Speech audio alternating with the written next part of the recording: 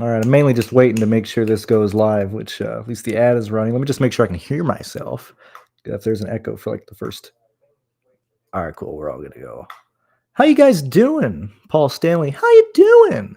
We're talking about the truck series here at Las Vegas, the first real racing, pacing track that we've been to this season. When we're looking at this slate, we got 2 hours and 11 minutes until the slate locks. I'll be here for as long as you guys want me to be. Past 45 minutes, I'll probably like 45, 50 minutes. That's what my usual window is. If we're having fun, talking about whatever, I'll stay as long as we can. I mean, we got forever to build lines today, so it's not a concern. A lot of things to go over. When we look at the truck series, let's just kind of jump right into it. Let me go ahead and bring up everything up on the screen that you guys enjoyed looking at and everything. And I apologize that it's dark. I still need to get a ring light. I'm facing west.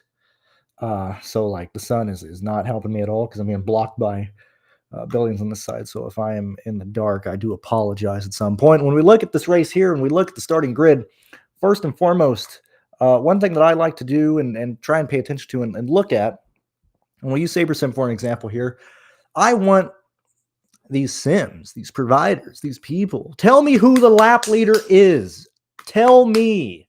I don't want memes. I want who you think the lap leader is going to be. It doesn't help if everybody's like, well, Kyle Busch can do like 55 points, maybe 50.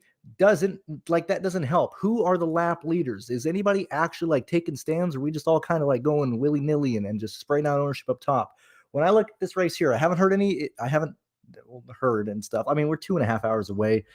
The Eckes thing, if he is going to the rear for a fuel pump, the only thing that changes for me is the projected laps led for Christian Eckes. Outside of that, his projected fast laps, his finishing position, none of that changes at all. Okay, why is that? Because Eckes, and really, when we look at like the top fastest guys here, we'll look at that as we go through the practice laps and stuff. But all the fast guys are in a league of their own. Okay, they're in their own club, they're in their own zip code, man. It's literally going to be like 4 guys, 5 guys who are clearly faster than the field. And then we're going to have the guys from like 6th, 7th to 11th that are like somewhat on pace. If we get a green, white, checkered, maybe they can do something. And everybody else is just like not even in contention to do anything. Okay, when we look at this race, also having 134 laps, with how qualifying shook down and happened and everything. When I look at the favorite in this race, Kyle Busch, who was, and yet again, we'll look at the laps in a second. I just want to get all my thoughts out of the way. Then we can like start breaking stuff down. When we look at Kyle Busch, I don't see him as somebody who's going to lead in the entire race. Recently, especially with the lack of practice, ever since practice has decreased, and ever since Kyle's been doing less and less races in the truck series, we've seen that his dominant performances have vanished. Now, the one thing that I did ask in the Discord that ACS helped me with was I was curious on looking at pre-COVID contests for DraftKings. And the reason being because there was 32 trucks in those races. They used to mandate that 32 was the cap here. Now it's 36, but only 2 showed up. And so I was curious if the salaries being as high as they are towards the value, changed a lot or dictate a lot of things. And one race was very much Kyle Busch ran away with it because he was like 15.5 and he led all the laps in the other one. And a lot of the other 10K guys wrecked in that race. And the other one, the expensive guys didn't work, and it was more of a balanced build. But I wanted to see how salaries kind of broke down. And it's kind of very similar to the races in like, the first race in 2020, the 2019 race, 2018 races and stuff like that with the salaries and stuff. And the reason I'm bringing that up is, yet again, I don't believe Kyle Busch runs away with this race. I think he realistically leads anywhere from like 31 to probably 48 laps in this event. With that said, he'll probably gain anywhere from 25 to 38 fast laps. And at that point, he's going to end up pushing, I think I got him for 68, 67 points, somewhere around there. And the reason why that's important is because he's not hitting value, but he's clearly my highest projected driver. And so for me, like when we're looking at lap leaders, Kyle Busch will be at the number 1 for me. Second on that list is Christian Eckes, okay? Third on that is Raja Caruth. And Raja, being a lap leader, really doesn't matter with his salary, with where he's at right now. And we look at where he is, and I need to make sure that, okay, cool, the stream is working. When we look at where Raja Caruth is priced at $6,700, and we look at where he was running towards the end of last year in this equipment, and at 1.5 specifically, we see him falling in line from average running positions of like 7 to 13 and stuff. And so we can't really, I need to stop saying I cannot envision him truly falling outside of like the top 13 outside of a, tire blown out or something, out of his control in that regard. And so I got Raja falling right in between, 4th to 10th place. Depending on how many laps he leads, I think his floor is like 27 points. Clearly, that kills your line if he hits that. And if he goes anything farther back, then that line is dead anyway. But Raja has a real chance of running inside the top 6 all day with or without Eka starting the outside. I think Raja is the favorite to get the initial lead. And I have that like being like 4 to 7 laps. But the fact that he'll be in the top 5 scraping off fast laps, I think Raja has a real chance of scoring right around anywhere from like 33 to 37 points. If it's in that range, it's like 5-5. He starts scoring about 5x right around. Let me see. Let me go ahead and remove all these fast laps and laps led we give him. And let's just look at his position straight up. And so, not winning the race. Let's say he finishes 5th. So that's 1, 2, 3, 4, 5, 6, 7.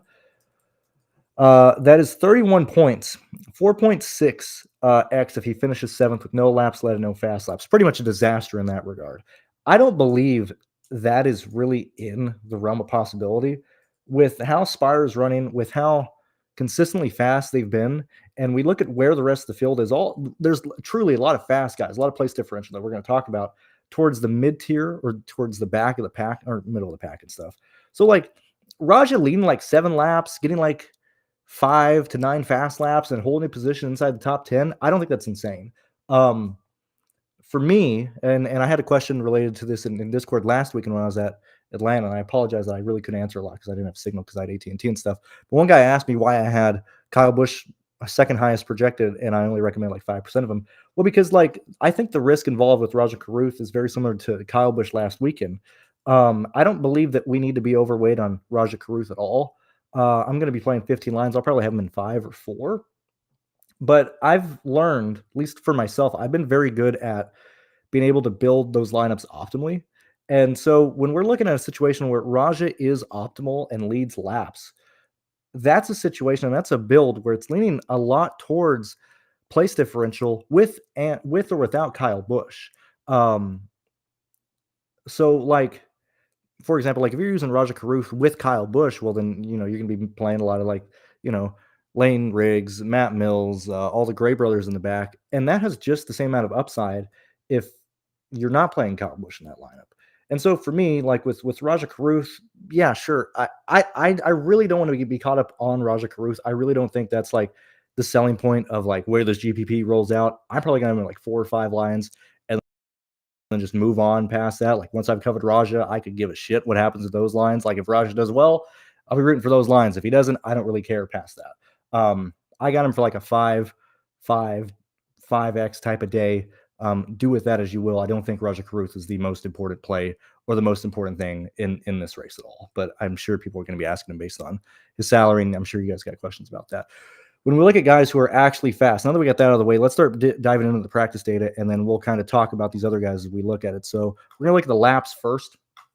And I want to emphasize that we are on a completely different time zone with the back half of the field. I mean, these guys are so slow. I don't understand why you even start a team and you just run this slow. So, boy, I just don't get it, man. I don't understand why you would leave Young Motorsports to run dead ass last in this equipment.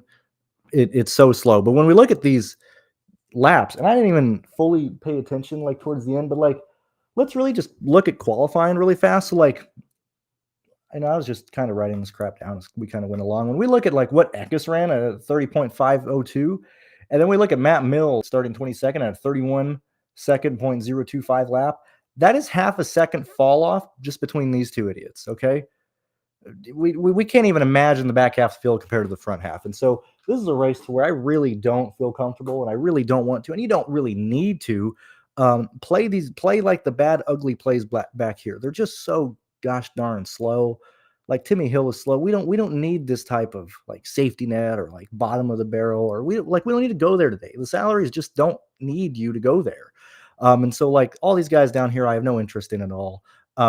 once we start looking towards guys starting up front who are going to compete for laps led, fast laps, all the things we look at to try and build out our lines and everything like that, we are looking at Kyle Busch, and this is just all laps. We'll look at the averages in a second.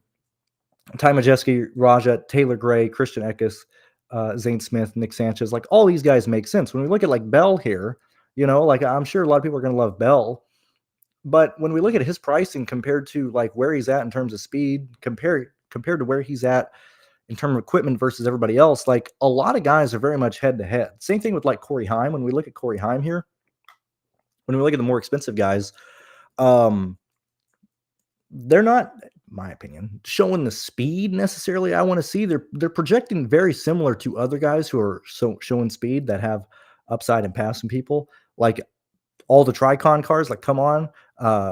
Gray Brothers went out early. I fully believe that there's just a much bigger headwind earlier in qualifying than there was later in qualifying, and I think that's a result of why we have so many of these faster guys. Specifically, when we look at their early lap runs compared to what they end up running qualifying, that's just kind of unfortunate, wacky, because like Taylor Gray does not have a slow car.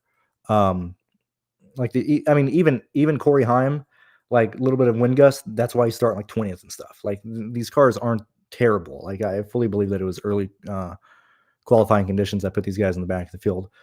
Kyle Busch, oddly enough, did not run a ton of long laps here, but we do see that like he's maintaining speed, and the fall off that he has compared to other people are very much on par. We see Ankrum, who started off extremely well and kept speed going through his run, but like I don't foresee Ankrum really competing for the win. Like Ankrum's best bet. Where's this fella starting?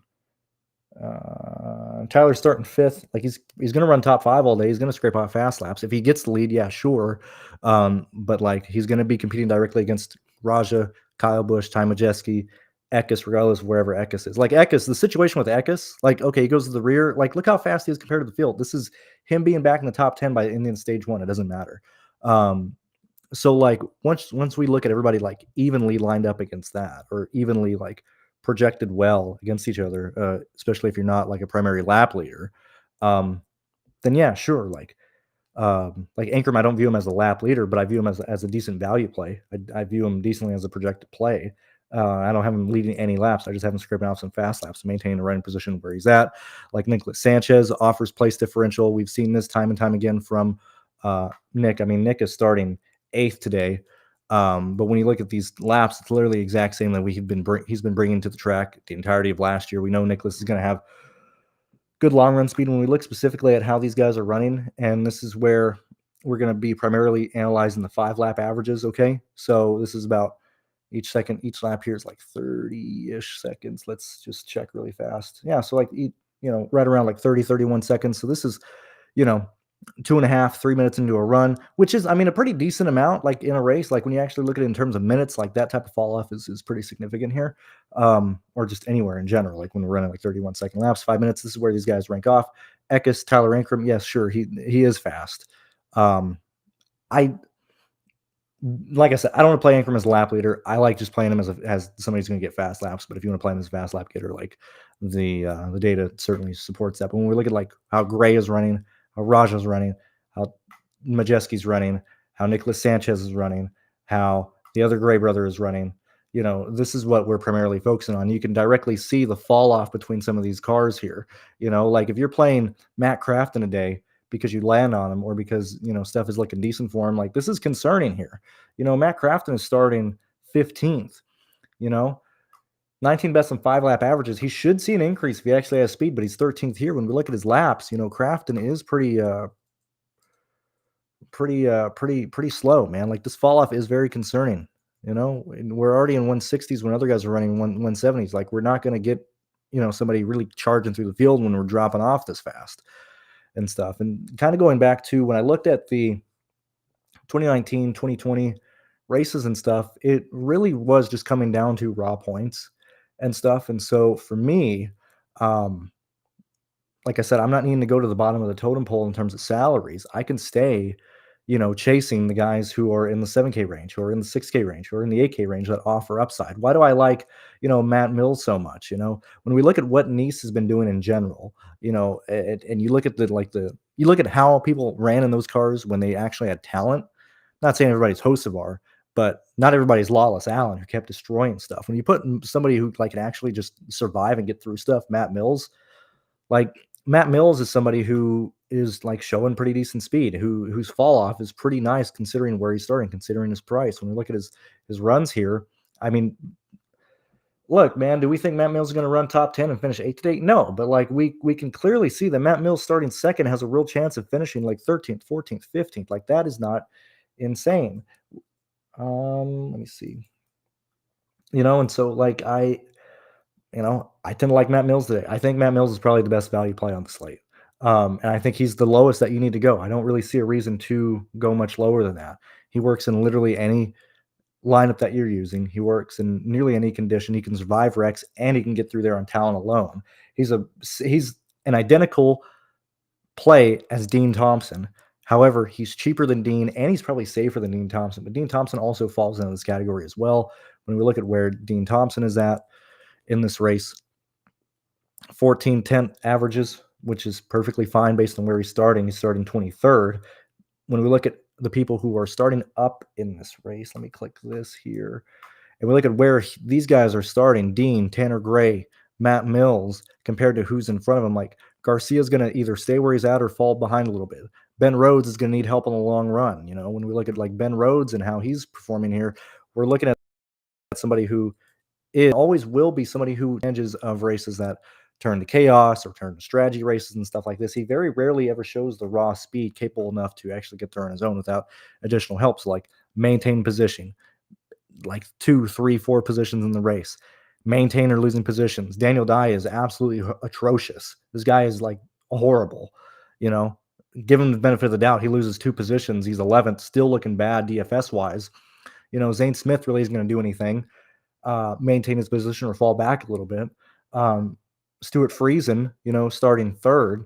We've seen this from Friesen before, and we've seen him have speed at intermediate tracks on the long run specifically, which is kind of where his strength is. We're seeing him stay in the 170s a lot longer than other people, and then, he just kind of pulled off here. But he never dipped under really under the 170, and so like we're seeing a good long run car. We don't see the short run speed for him to get the lead, So like Stuart Friesen going to maintain a running position, right around, back at the top 5, high top 10. We see that his average right here is 15th on the 5-lap run in the race, probably going to fall back to like 7th, 8th and stuff. And so when we start looking at those guys, or we start analyzing the race in that regard, and then you come back to these guys here, Taylor Gray, Matt Mills, Dean Thompson, Tanner Gray, even Corey Heim to an extent. These are the main guys who are expected to gain 6, 7, 8 positions and fill out the rest of the running positions inside the top 16. So once you get to that situation, we then look at where, that's why I said kind of go, who's leading points? Can we get who's leading points? Can these places actually, like, I don't give a shit if you take a stand and be wrong, but just don't be like, well, it's kind of all over the place. Like, that doesn't help me at all. At least I take stands. Like, I like Eckes. I like Raja Caruth. I like Kyle Busch. Those are probably my 3 primary lap leaders. Okay. You can play two to 3 of those guys together. That's where I'm at. But like past that, like, is there any like statistical favorites between like these guys? Like, I think Bell is a pretty horrific play. Why would you play Bell when you can play anybody back here? Why would you play Corey Heim when you can play Tanner Gray, who is an identical play, just like $3,000 cheaper? If it's a situation and this is why the Kyle Busch pricing is so interesting. When we look back at what race was it? When we look back at the first race in 2019, Kyle Busch is 15,500. Second guy in the optimal lineup is 96, 62, 72, 56, 55. And that was a race where a lot of 10K guys got into trouble. In 2019, the second race, 3 good cars DNF'd in this in like the 10K range. And then you had 11,200, 9,300, 89, 85, 65, and 5,200 guy come in. And so when we're looking at how, and this is just 2 examples here, but when we look at and visualize and understand how lineups are going to fall and happen, and specifically what happens in the 10K range, it's Kyle Busch outscores everybody by leading the race or being there, which is more than likely him scoring probably over 60 points. Whereas if you're chasing Corey Heim, for his like 15 plus place differential upside, well, that's leaving Corey Heim with like right at like 48 points, 49 points, 50 points. If you're paying up in a race like that, I know it's 10-5 to 14-5, but in a race to where like that's the best Corey can do is get up to ninth, 10th, eighth in that situation there. Well, then he's not going to work in any situation. When you look at Christopher Bell, who is starting 14th, he gains 8, 9 positions and stuff, scrapes off some fast laps. We're still right at 47, 48, 49, 50 points. Realistically, that's not going to happen, or that's not that either won't be optimal or will be very identical to what the Gray brothers are scoring, what somebody like Bailey Curry can potentially score, Corey Mozak can potentially score. Like there's a lot of people who are going to be scoring high 40s here. Okay. And so for me, when I'm looking at this here, that leans more and more to paying up for Kyle Busch either working and or all the expensive guys just fail. Like Kyle Busch crashes, he fails. Zane Smith doesn't do anything, he fails. Corey Heim, Christopher Bell, they finished like high, I was gonna say high top tens, like inside the top 10, but like ninth, eighth, seventh out leading or getting laps led. Well, then they all fail. And then it turns like a balanced build and stuff. And so like Christian Eckes being 98, being cheaper than those guys, Nicholas Sanchez being 93, who actually can show raw speed, who isn't just relying off of fast laps, who isn't just relying off of getting through the field and everything. Like those are the types of plays that I'd want to focus on and build around and stuff. And my projections are showing that. So like kind of going back to like the Raja Caruth thing, that's why I'm like, fuck it. I'll play like 4 or 5 lines with him, and then like I'll build other balance lines. Like it's not that big of a deal. I don't know. For me, when I looked at like what I had, and then like everybody knows what I think like SaberSim and their like crappy NASCAR stuff, I was like, well, okay, well, I'm gonna be building drastically different from whatever they're using. Hopefully I'm building different than what like RG and all those guys are building with and stuff. And at least you understand where I'm coming from. You can see the data points I'm looking at and why I have, these takes and these opinions that I have. And so, yeah, we've been live for like 20 minutes. Haven't even read chat. So I do apologize if you've been here saying hello. Let's go through here. And we got 102 people here for a freaking truck live stream. Thank you very much. Almost no comments. So if you guys have anything you want to talk about, I've done my first part. I typically like to get all my thoughts and just puke all over the place. And so you know where I'm at. And now at this point, we can look whatever you guys want to look at, or I can answer whatever you guys want to do. But what's going on? Knobs, happy to have you back. Alex, happy to have you here. I'm glad that you finally made a live stream for this year. I know you've been pretty busy and stuff, but happy to have you here. Yeah, dude, legit, no lie. I'm pretty chaotic. Right after that race, me and my friends go to a Waffle House, and there's like these like guys in their 40s, 50s and stuff. They're eating at the Waffle House, and they're like, "What'd you guys think of the race?" Like first thing out of my mouth is, "Man, that was the best race I've seen since Dale died. That was an awesome race." And thankfully, they were too drunk to pay attention to what I just said. But that was a phenomenal race. But that's just Atlanta. Like, why we didn't need this race to show that. It's already the best racetrack. I just pray, please do that to Texas, so I don't have to drive halfway across the country. Okay, who cares about these 1.5s? Who cares? Like, I don't want to watch 1.5s. That stuff's boring. Okay, I'll go to like 7 plate races a year. I don't care. Like let's do that to Texas. Make it one race. I don't care. Just fix Texas, man. It's like 3 hours away from me, and I'm debating if I even want to go to this like the Xfinity Series race in like next month and stuff.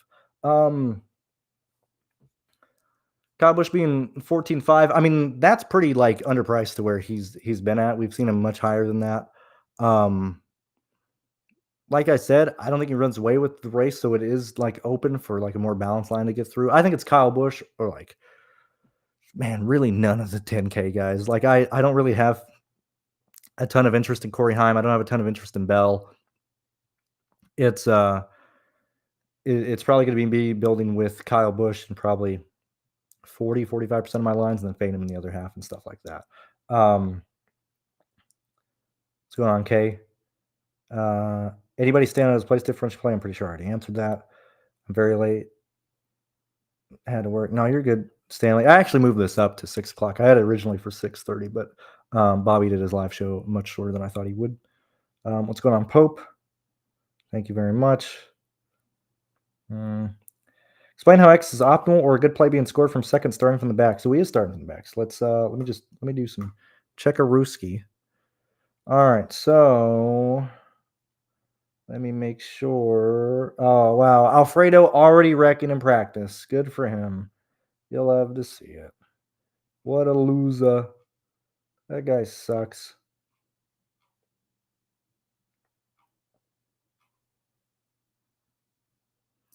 Are we starting from the rear?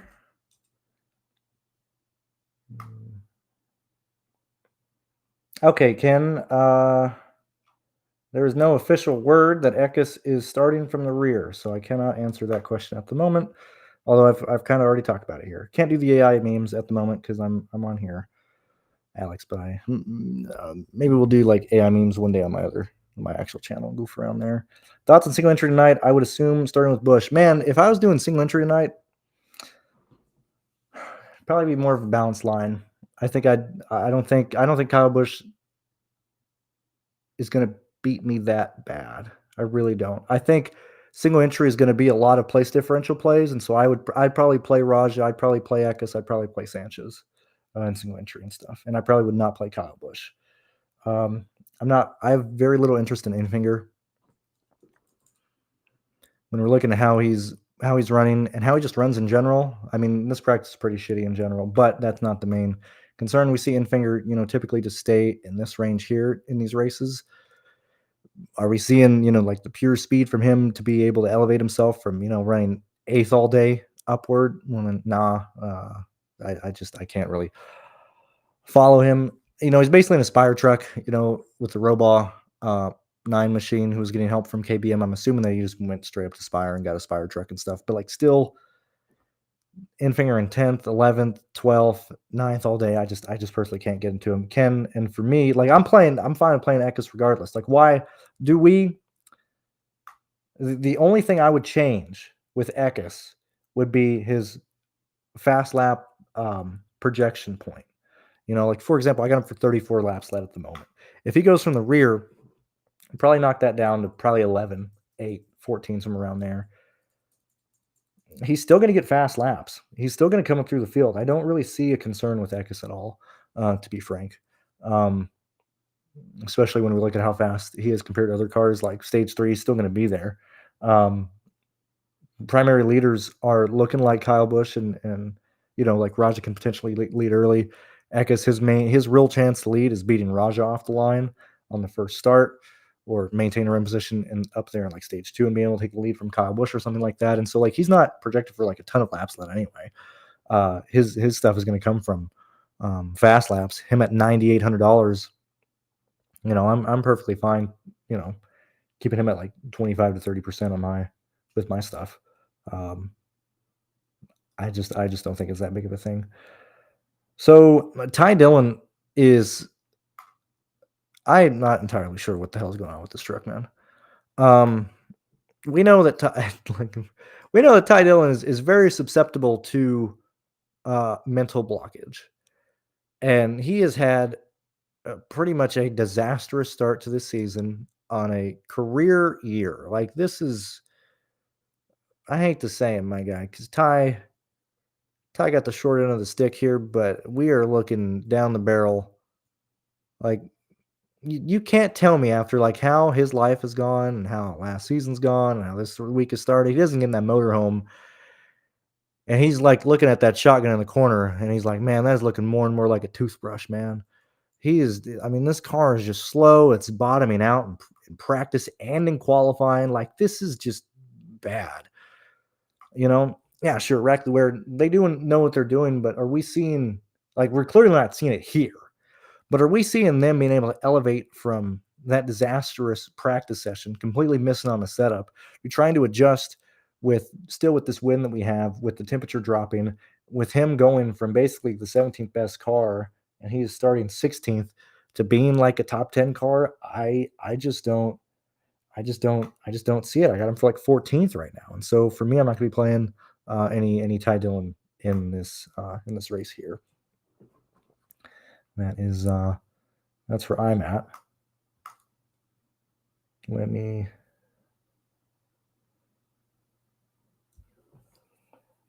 I'm checking the Discord at the moment. Yeah, so like also I at this point, I'm going to assume, well, let's see. Are we still running practice? Yeah, so we're still pulling for practice for Xfinity. least I think it's going. I don't know. I closed the stream.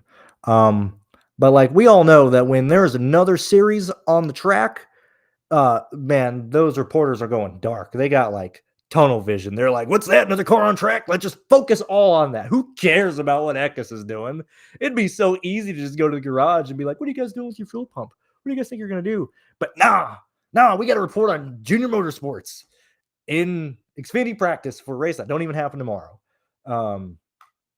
So like for me, I'm fine with Eckes.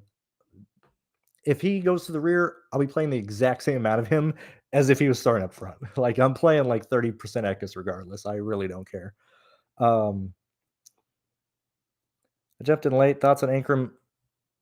Gonna maintain a run position probably in the top 7. Scripting out fast laps. I'm fine. I'm fine with Ankrum, especially Ankrum is important because like if you're chasing people like, or if the field, let's try and imagine what the field is going to do.